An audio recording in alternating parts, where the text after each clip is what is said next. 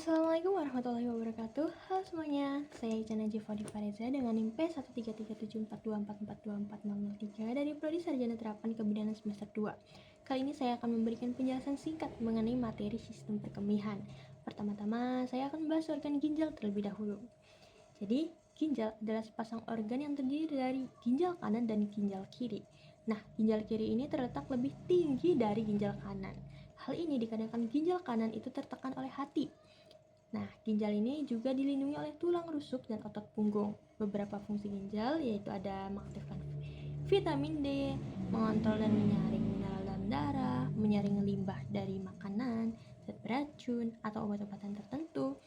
Lalu ada mengontrol tekanan darah dan membantu menjaga kesehatan tulang kita.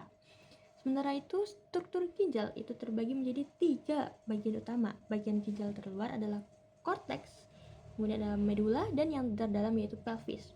Kemudian ada juga nefron yang menjadi salah satu bagian penting dari ginjal. Yang pertama ada korteks ginjal. Korteks ginjal ini merupakan bagian ginjal terluar yang dikelilingi oleh kapsul renal dan lapisan lemak. Di dalamnya terdapat glomerulus dan tubulus yang saling berbelit. Fungsi bagian ginjal yang satu ini adalah melindungi struktur atau bagian dalam organ ginjal dari kerusakan.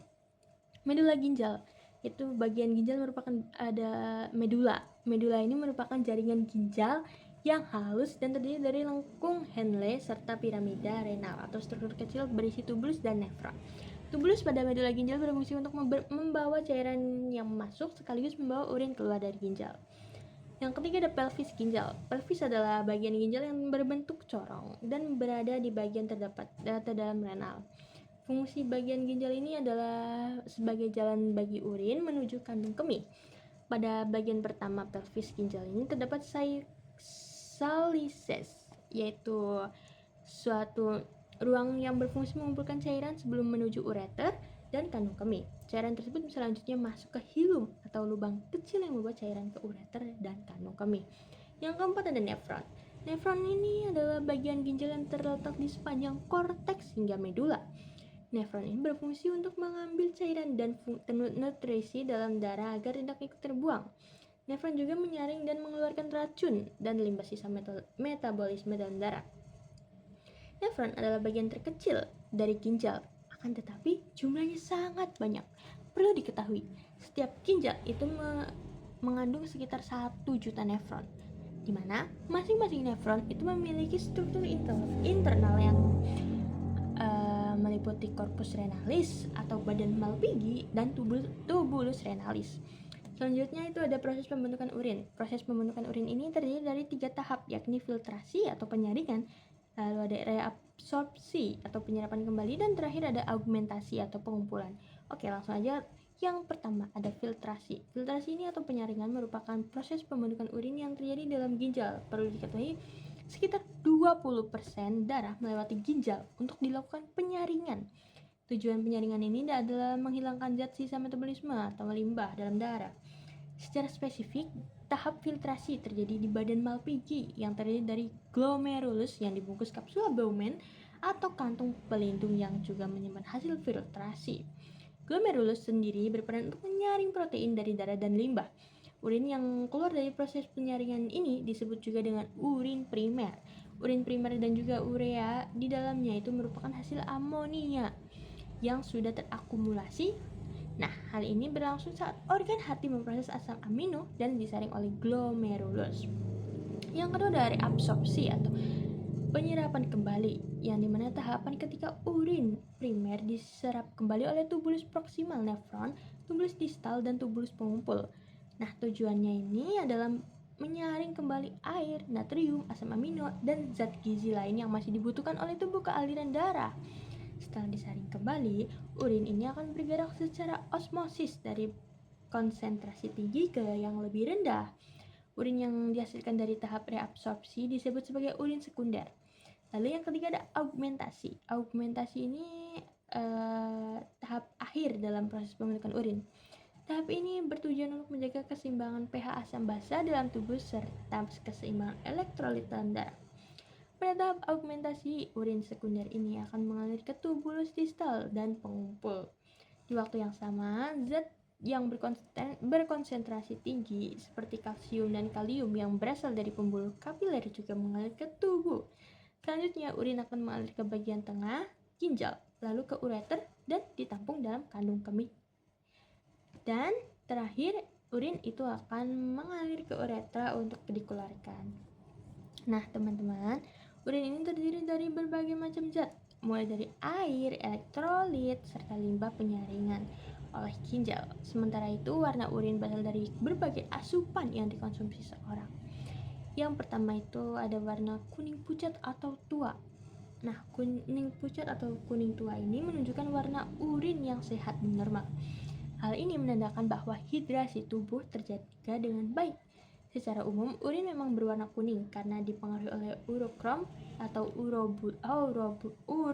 urobilin, yaitu pigmen yang dihasilkan dari pemecahan sel darah oleh organ hati dan dibuang melalui urin.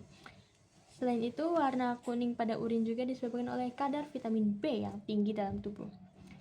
Lalu yang kedua ada bening atau transparan, yang juga menjadi salah satu ciri warna urin yang sehat. Warna ini menandakan bahwa tubuh mendapatkan asupan cairan lebih banyak dari rekomendasi kebutuhan cairan tubuh harian. Hal ini terbilang ideal karena berarti tubuh terhidrasi dengan baik. Meski begitu, kita sebaiknya tidak mengonsumsi air secara berlebihan untuk mendapatkan warna urin bening atau transparan. Pasalnya, warna urin bening ini dapat mengurangi kadar garam dan elektrolit yang dibutuhkan oleh tubuh. Sebaiknya minum air kurang lebih dari 2 liter setiap harinya. Lalu yang ketiga, orange. Warna urin orange ini sebenarnya menandakan bahwa tubuh mengalami dehidrasi, sehingga tergolong sebagai warna urin yang abnormal. Meski begitu, urin warna orange ini bisa juga dipengaruhi oleh konsumsi makanan atau obat-obatan tertentu seperti obat pencahar dan peradangan. Kondisi ini juga bisa menandakan adanya gangguan pada hati atau saluran empedu, terutama jika disertai feses berwarna terang. Lalu ada yang keempat, kuning gelap. Pada beberapa kasus, warna urin kuning gelap atau pekat ini menandakan kondisi dehidrasi ringan. Jika mengalami kondisi ini, sebaiknya segera tambah asupan cairan tubuh agar warna urin itu kembali normal secara perlahan. Lalu yang kelima ada biru atau kehijauan. Meskipun umumnya berwarna kekuningan, urin juga bisa berwarna biru atau kehijauan karena pengaruh warna makanan atau obat-obatan seperti suplemen, vitamin B, promethazine atau simetidin. Meski begitu, kondisi ini juga bisa disebabkan oleh beberapa kondisi medis seperti infeksi saluran kemih yang disebabkan oleh bakteri Pseudomonas, lalu ada hiperkalseminia ringan, lalu kelainan bawaan yang langka seperti sindrom popok biru atau blue Diaper syndrome. Lalu yang kelima ada kemerahan. Warna kemerahan pada urin ini terutama yang disertai dengan timbulnya rasa nyeri dan munculnya darah. Perlu diwaspadai karena bisa menjadi salah satu gejala gangguan sistem urinaria seperti pembesaran prostat, batu ginjal, dan tumor di kandung kemih atau ginjal. Namun kondisi ini tidak perlu dikhawatirkan apabila warna merah tersebut disebabkan oleh makanan yang kita konsumsi seperti buah naga, buah bit, dan buah beri. Sebab buah-buahan tersebut dapat membuat urin berwarna kemerahan. Sementara itu, sejumlah obat yang berpengaruh pada warna kemerahan pada urin adalah obat antibiotik untuk tuberkulosis atau obat pencahar. Lalu yang keenam ada coklat. Apabila warna urin sudah berubah menjadi coklat, maka tandanya tubuh sedang mengalami dehidrasi berat. Selain dehidrasi, warna coklat juga disebabkan oleh obat-obatan atau makanan seperti kacang fava dan lidah buaya. Meski begitu, urin coklat juga perlu diwaspadai sebagai salah satu tanda dari berbagai kondisi medisnya. Itu ada infeksi saluran kemih, gangguan organ hati dan ginjal, penumpukan bahan kimia yang menyebabkan urin berkarat atau porfiria.